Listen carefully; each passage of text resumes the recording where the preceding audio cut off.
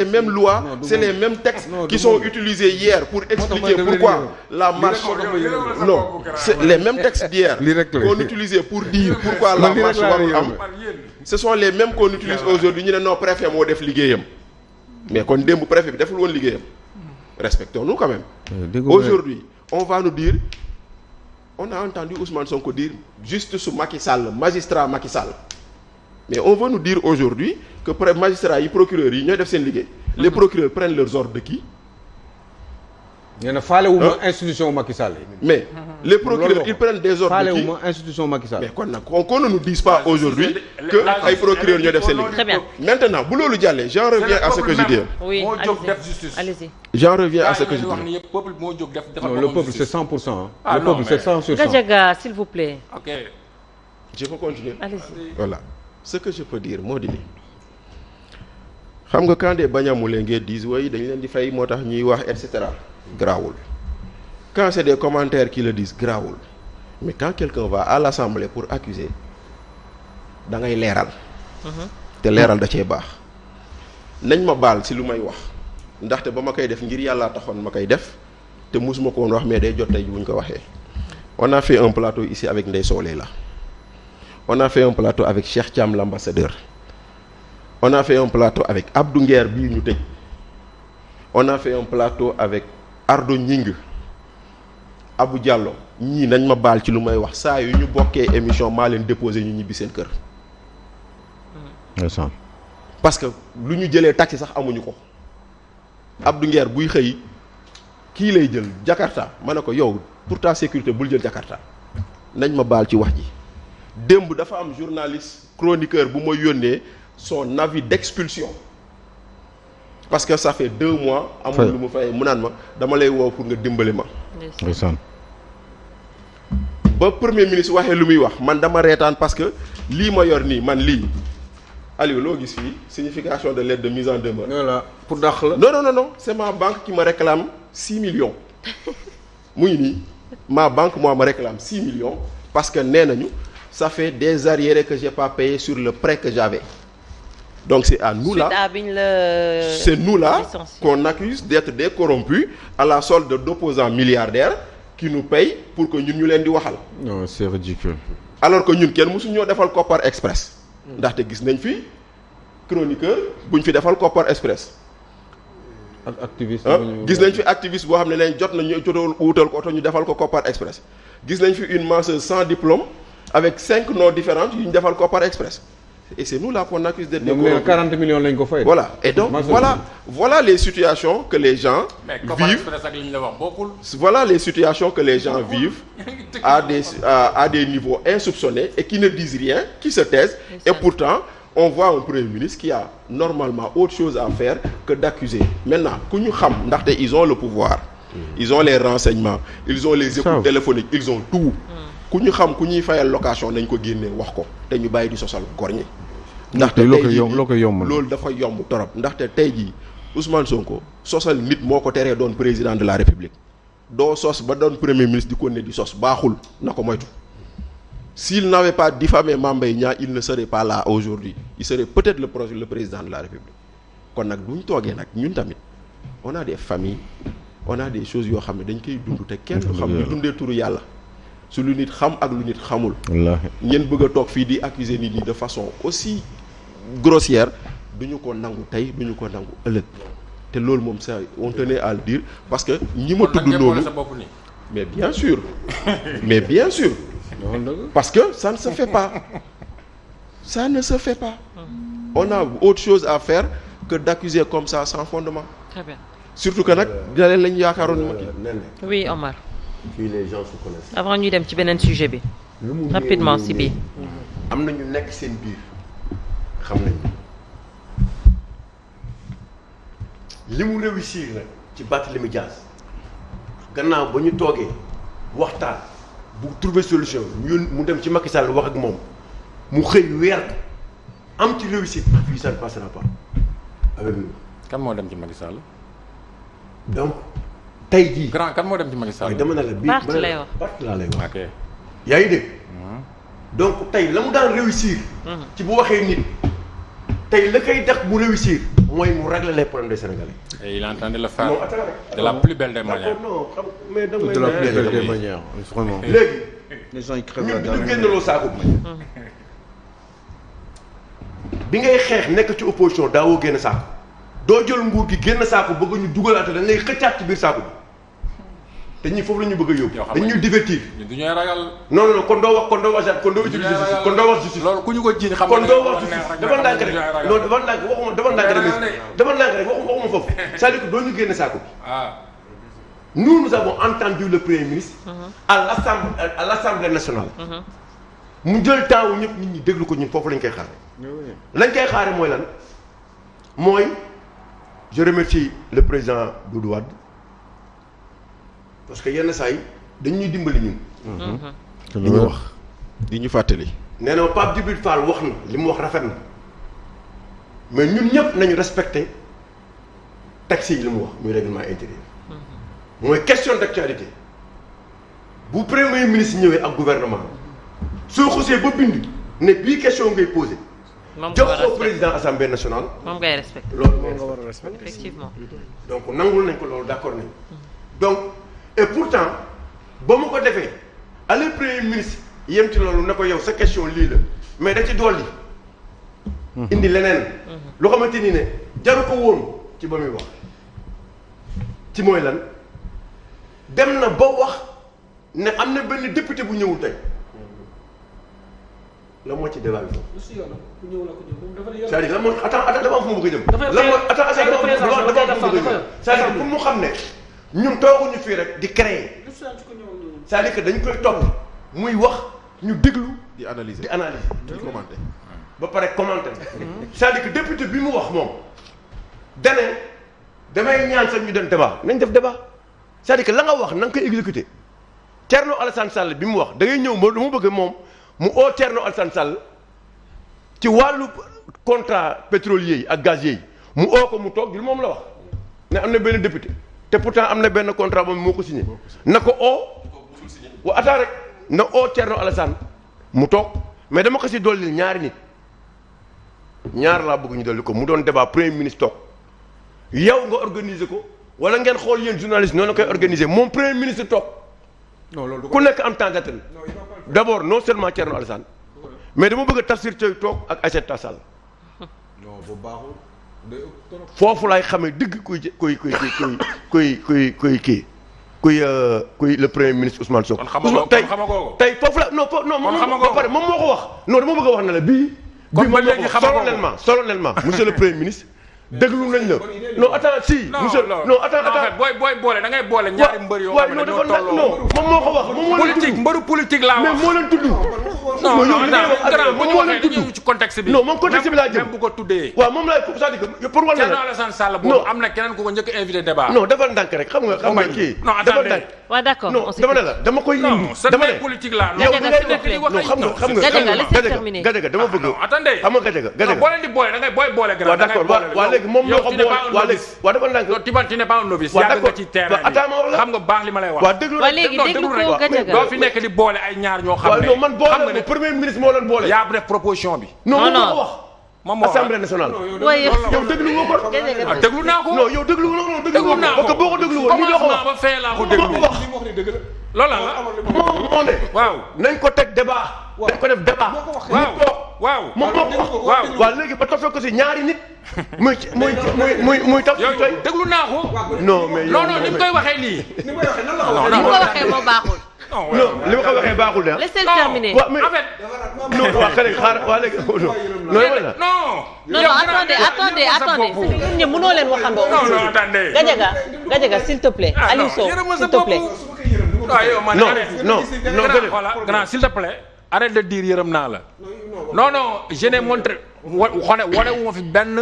d'accord toogaay boo xam ne c'est clair. non attendez grand moi je suis pas un avocat du diable. je défends pas l'indéfendable. non attendez grand.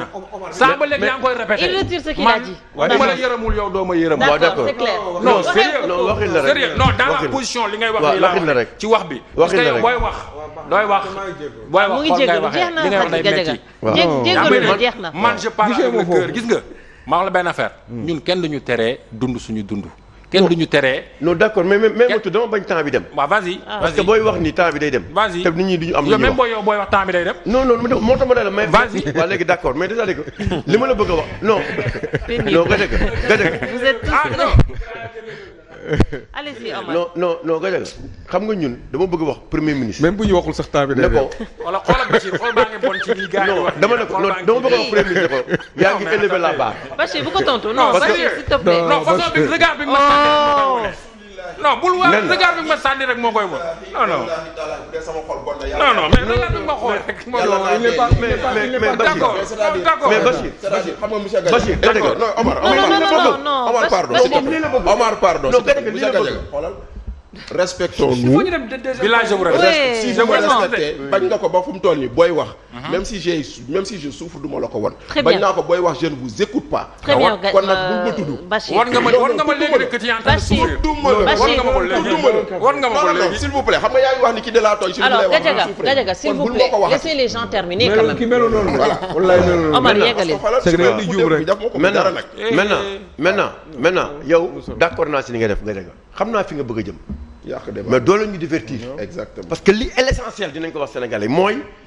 il a fait appel à un débat. te loolu mais moom loolu gisu ko de moom liiru ko. non déglu naa ko waaw mais loolu. man dama ci kontaan mais sa politique la du ñu débat ak moom. man je salue boo ko bëggee débat. man je salue moom moo bëgg. man je salue Jean-Luc invité na ko débat. mais moom moo bëgg. kooku dañ ko njëkk a mais Gadiaga s'il vous plaît quand même. waaw d'accord mais s'il vous plaît tamit. man je salue l'initiative prise par le Premier ministre. d'aller vers un débat. avec Thierno Alassane mais maa ko bëgg mu def ko ak Tafsir Thioye ak Aïssata Tall Sall ñu toog Sénégalais yëpp toog ñu am ay journalistes ñu xam ne nag exactement démocratie bi léegi mi ngi commencé jóg foo xamante ne c'est le premier ministre qui accepte d'aller en débat avec ces gens ça c'est une fierté. te ñu ngi ko si ñaanal loolu mu def ko loolu ce serait vraiment lu extraordinaire. après ñun ñëpp ñu toog waxtaane xool ku nekk li nga wax lan la xamante ni ne moom la waaw moom la beneen cas bi mooy nee na je suis politiquement indestructible. très bien. Firawna moo waxoon loolu. c'est-à-dire. Firawna man damay bëgg premier ministre. man damay bëgg premier ministre. avant muy ñëw débat ci yenn yu bëri mu préparé ko parce que loolu mu wax noonu même Alioune Tine l'a dit. nee na quand j'entends le premier ministre dire que je suis politiquement indestructible c'est parce qu'il est atteint. c'est parce qu'il est atteint. c'est ça. c'est la psychologie. maintenant non c'est vrai xam nga yow sànq ñu ngi wax affaire gendarmerie nga ne musul am gendarmerie alors qu'il y a man loolu rek a taxoon ma ko de la gendarmerie et ce communiqué bi ñu koy bind. qui était le haut commandant. Jean-Baptiste Tine. c'est Jean-Baptiste Tine. oui actuel ministre de l'intérieur. oui yaa ngi dégg mais dafa am loo xamante ni ne du ñu utiliser VAR. man li may propose sax réew mi ba léegi amaguñ gendarmerie rek bu ñu ko taalee ba tey amaguñ. attends c'est-à-dire que boobu nga doon wax noonu c'est-à-dire Jean-Baptiste ci boppam boobu moo nekk premier ministre moo nekk haut commandant de la gendarmerie tey mu am affaire boobu donc dama la bëgg a indi ne la ñun débat bi dañ ko bëgg a yóbbu foo xamante ni ne même li Sonko doon wax démb ak barki démb te tey mu def le contraire jéggal nañ ko mais pas yi ngeen di poser actes yi ngeen di poser ci loolu la ñuy débat ñun parce que bu ñu leen toppoon ci VAR réew mi dama naan damay imposer à ce que ñu dugal benn proposition de loi pour que dorénavant ñu taxer VAR parce que bu ñu taxer VAR dinañ am xaalis dans ce pays il faut aller vers ça ñu taxer VAR ndax bu ñu taxer VAR ñu ko donc tey man pour te dire pour bañ a perdre temps. très bien. dañuy bëgg parfois duñ ne sax fàttali seen i wax démb mais dañuy xool yéen actes yi ngeen di poser ñu xool nu ñu koy débattre. jërëjëf. alors dañuy dugg ci suñu beneen sujet muy justement restitution de plus de 258 millions de francs CFA ci cadre gestion Covid-19 alors semaine bi gis nañ ko ay DAGE ay artistes ak ñeneen dem wuyu ji par rapport justement ak gestion force Covid-19 alors lan moo ci sa analyse Aliou Sow parce que boobu yéen a nekkoon pouvoir man avec mën nañu wax aussi ci conférence de presse procureur bu démb bi. oui ci aussi ci. même chose c'est dans le sujet pôle financier. xam nga ne man li ma gëm. te wax ko fii mooy bien public képp koo xamante ne. gérer nga ko. te nga takk ci gëm naa ne da nga war a répondre de tes actes mais bu mu doon règlement de compte rek loolu laa gëm. mais dafa am ñaar li ñu mën a wax parce que démb dama déglu le procureur ñetti procureurs yi ñoo doon wax démb ci conférence de presse bi mais benn moment sax dama yaakaaroon ne Ousmane Sonko mooy wax am naa ci droit parce que tamit am na benn moment benn communication bu ñu indi dama jàpp ne tey quoi qu'on puisse dire ñu wax ci wàllu deniers publics c'est important ku ko gérer rendre compte te ku ko luubal nga war a leeral mbir mi mais nen ne xam nga man ban question laay poser détournement de deniers publics ak destitution de deniers publics ñaar ñooñu ban atte la ñu war a mën a am il faut que je me fais comprendre parce que dama gëm ne ñu ne force Covid ñoom ñi ngi yuuxu ñu ne presque boo xoolee bu ñu xoolee ci rapport bi ci 1000 milliards écart yi y a que 6 milliards d'écart il faut aussi tamit ñuy wax sénégalais mu leer ci 1000 milliards yi lu ñu wax lu Cour des comptes wax nañu topp loo xamante ne jaadu waxu dañu ko jël de dafa ne lu jaadu dañu ubbi enquête ci 6 milliards la mu tudd ay dage te ci biir 6 milliards bi bu ñu ñëwee ci ceeb bi facture bi ni ñu ko facturé ak leneen te même bu nekkee 1 franc la xaalis Sénégal la mais man xam na laay laaj toujours mooy 6 milliards bu ñu yàq ci fonds Covid wala détourné ko ci 1000 milliards fonds Covid mais baax na aussi tamit ñu wax ci destruction bien public destruction bien public parce que destruction bien public il faut que ñu ciy wax toujours parce que tamit événement diggante 2021 ba 2024 li fi yàqu ci bien public 250 milliards la loolu aussi il faut que ñu koy wax sénégalais yi di ko déglu ñu ne ñii libal nañu lu mot 6 milliards mais ñi yàq nañ lu mot 250 milliards ci ay toj ci ay taal ci ay agression ci leneen ak leneen tamit il faut que tamit sénégalais ñi di débat yëpp mu nekk débat yi sérieux parce que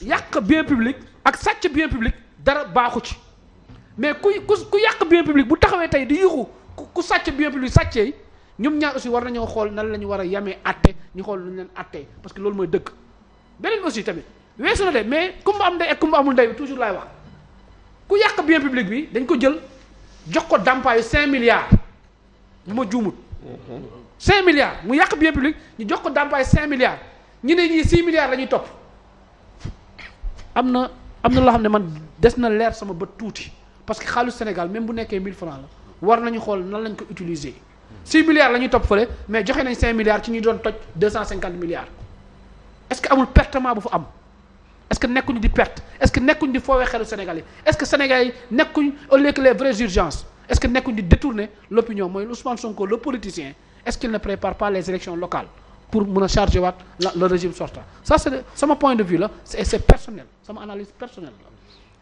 la te ma gëm ne nag képp koo xamante ne sàcc nga da nga war a répondre de tes actes mais li ma mënta gëm mooy rapport Covid tuddul benn yoon benn ministre parce que ministre n'est pas responsable ci gestion wu xaalis.